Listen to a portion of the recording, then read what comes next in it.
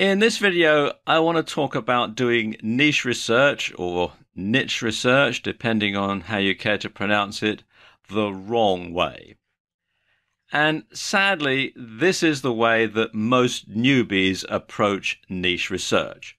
And sadly, it's also the way that some so-called gurus tell you how to do it. Okay, the first thing that you're recommended to do is to pick an evergreen niche. Now, what do I mean by evergreen?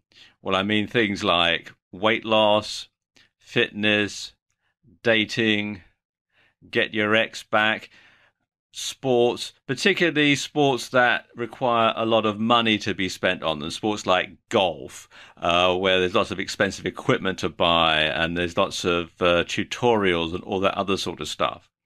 And of course, internet marketing or make money online. So you're starting out, you don't know anything at all, but you think that you're going to go into the internet marketing niche. So you can make money by telling other people how to make money, by telling other people how to make money. So you sell stuff online about making money online, and that makes money online, and the whole thing goes round and round and round. So you think, or so you're told to think.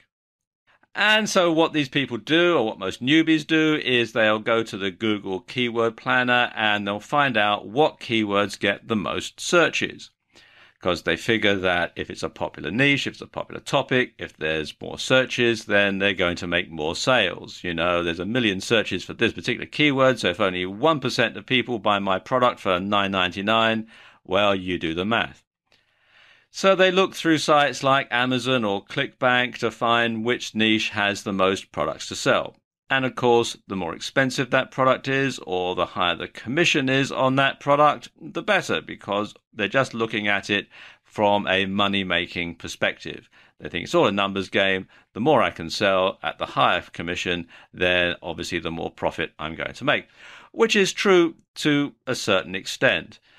But you have to do it properly, and this way is not the proper way to do it. Next thing that they'll do is they'll buy a domain name that has nothing to do with the niche, you know, bobswebsite.com or something similar, because they figure, well, if it doesn't work out, we can always use it for something else. Then they'll buy some PLR articles, or better yet, they'll get them for free, copy and paste it and put it straight up into their WordPress blog without any changes whatsoever. Then they've probably got a coupon from Google AdWords that gives you so much free traffic, so they'll use that to drive some traffic to the website using those really popular keywords that they use the Google Keywords tool to find in the first place, not realizing that once the amount of money that's on the free coupon has run out, they're going to be faced with a massive bill because these keywords are going to be very expensive. But they set all that up, and then they fail miserably. They lose a ton of money, and they get disheartened, and they give up. And probably worse than that, they come to the feeling that everybody involved in IM is a crook, and that the whole thing is a big con. And it's not hard to understand why they feel that way. Now, before we go any further, let me just state one thing for the record before people think, hang on a minute, what about evergreen niches? Well, there's nothing wrong with an evergreen niche, but most are oversaturated. These are the niches that lots of people want to get into, and lots of people are already in them.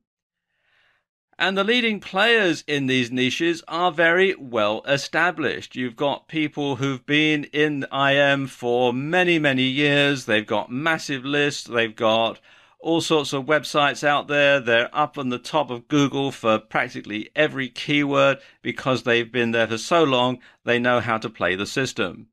And the keywords in these niches are fiercely competitive.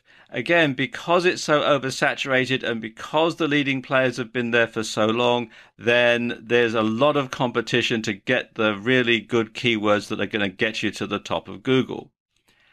And the AdWords for these particular niches are very expensive for the same reasons. So if you're trying out this way, if you're starting out this way, then, well, quite frankly, you're setting yourself up to fail. And so many people do this. So many people think that this is the way to do it. So many people are told that this is the way to do it, and it's all completely wrong.